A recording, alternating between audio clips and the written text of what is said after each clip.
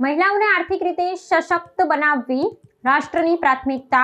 નારીવંદન સંમેલનમાં વડાપ્રધાન મોદીનું પ્રેરક સંબોધન.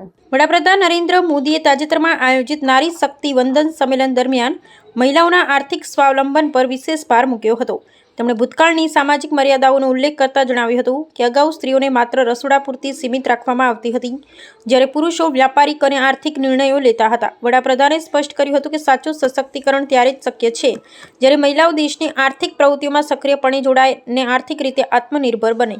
આ કાર્યક્રમમાં દેશભરમાંથી મોટી સંખ્યામાં મહિલા ઉદ્યોગ સાહસિકો અને વિવિધ ક્ષેત્રની અગ્રણી સ્ત્રીઓએ હાજરી આપી હતી. આ સંબોધનનું વિશ્લેષણ કરતા વડાપ્રધાને પોતાની વ્યક્તિગત જીવનશૈલીનો સંદર્ભ આપી જણાવ્યું હતું કે તેઓ ભલે સંસારી નથી, પરંતુ સામાજિક ગતિશીલતા અને મહિલાઓના પડકારોને સારી રીતે સમજે છે.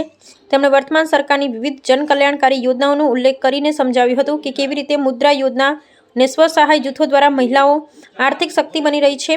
પ્રધાનમંત્રીએ ભારપૂર્વક જણાવ્યું હતું કે જ્યારે સ્ત્રી આર્થિક રીતે સક્ષમ બને છે ત્યારે તેની સામાજિક સ્થિતિમાં પણ આપોઆપ સુધારો થાય છે અને તે પરિવારના નિર્ણયોમાં સમાન ભાગીદાર બને છે. साथियों, आप सभी इस बात को भली भांति जानते हैं कि भारत में महिलाओं को सशक्त करने के लिए उनकी आर्थिक भागीदारी को बढ़ाना आवश्यक है. इसलिए हमने अपनी सरकार के हर निर्णय में, हर योजना में इस पहलू का ध्यान रखा. पहले परिवार की संपत्ति मुख्य रूप से पुरुषों के नाम होती थी. घर है तो पुरुष के नाम पर, खेत है तो पुरुष के नाम पर, दुकान है तो पुरुष के नाम पर, गाड़ी है तो पुरुष के नाम पर, स्कूटर है तो भी पुरुष के नाम पर, और ये सहज चलता था. हमने पीएम आवास योजना में घरों को प्राथमिकता के आधार पर परिवार की महिलाओं के नाम पर रजिस्टर करना शुरू किया.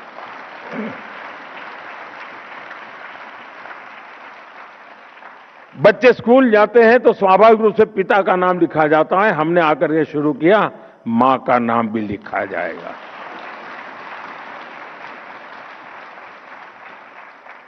बीते 11 साल में इस निर्णय का लाभ 3 करोड़ से ज्यादा महिलाओं को अपने घर का नाम, घर खुद के मालकिन बनी है.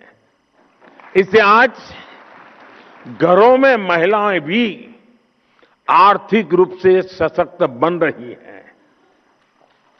आमतौर पर पिता और बेटा कुछ व्यापार की बात करते हैं ना, और अगर माँ चाय लेके आए और थोड़ी देर खड़ी रहे, अरे तुम जाओ किचन में काम करो, हम बात कर रहे हैं. मैं गृहस्थी नहीं हूं, लेकिन पता बहुत है.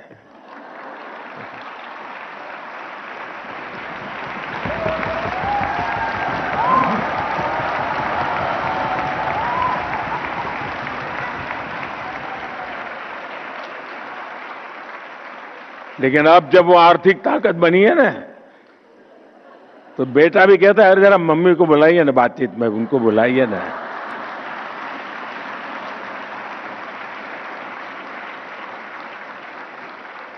साथियों, 2014 में हमारे देश में करोड़ों महिलाएं ऐसी थी जिन्होंने कभी बैंक का दरवाजा भी नहीं देखा था. महिलाएं बैंकिंग सेक्टर से जुड़ी ही नहीं थी, तो उन्हें बैंकिंग का लाभ कैसे मिला? हमने जन धन योजना शुरू की तो देश की 32 करोड़ से ज्यादा महिलाओं के बैंक खाते खुले. साथियों, आज विकसित भारत की हमारी यात्रा में महिलाओं की भूमिका और भी अहम हो गई है. मुझे संतोष है कि 2014 में आप सबने, देशवासियों ने हमें यहां सेवा करने का अवसर दिया है, और तब से लेकर अब तक हमारी सरकार ने महिलाओं के जीवन चक्र के हर पड़ाव के लिए योजनाएं बनाई, उन्हें सफलतापूर्वक लागू किया. आज पहली सांस से लेकर आखिरी सांस तक हमारी सरकार कोई न कोई योजना लेकर के भारत की बहन बेटियों की सेवा में हाजिर है।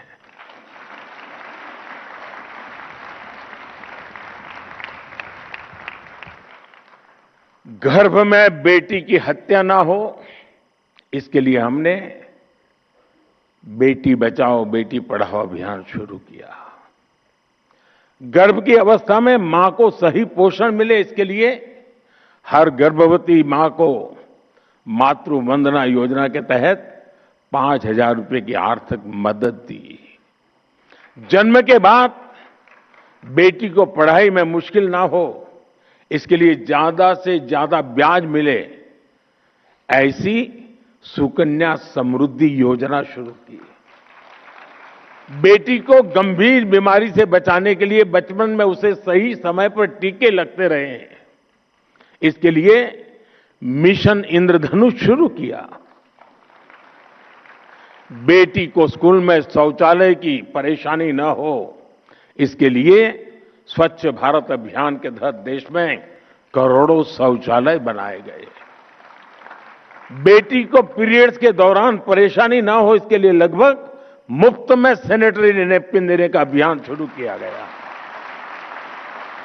बेटी अगर स्पोर्ट्स में आगे जाना चाहती हैं तो उसे खेलो इंडिया अभियान के तहत सालाना 1 लाख रुपए तक की मदद मिल रही है।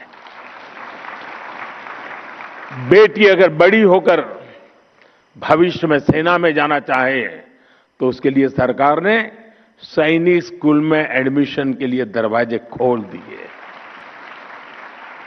नेशनल डिफेंस एकेडमी में जाने के रास्ते खोल दिए। जीवन के आगे के पड़ाव में बेटी को रसोई में धुएं की परेशानी ना उठानी पड़े, इसके लिए हमने उज्ज्वला योजना शुरू की, करोड़ों गैस कनेक्शन मुफ्त दिए। बेटी को मीलों तक सिर पर पानी ना ढोना पड़े, इसके लिए हमने हर घर नल से जल अभियान शुरू किया। बेटी को अपने परिवार के लिए राशन की चिंता ना करने पड़े, इसके लिए मुफ्त राशन की योजना शुरू की। अपने पारिवारिक जीवन में बेटियों को इलाज की चिंता न हो, इसके लिए उन्हें 5 लाख रुपए तक का मुफ्त इलाज देने वाली आयुष्मान योजना संभव बनाई दी। 80% तक डिस्काउंट पर सस्ती दवा के लिए जन औषधि केंद्र, इन सब का सबसे ज्यादा लाभ हमारी बहनों और बेटियों को हो रहा है।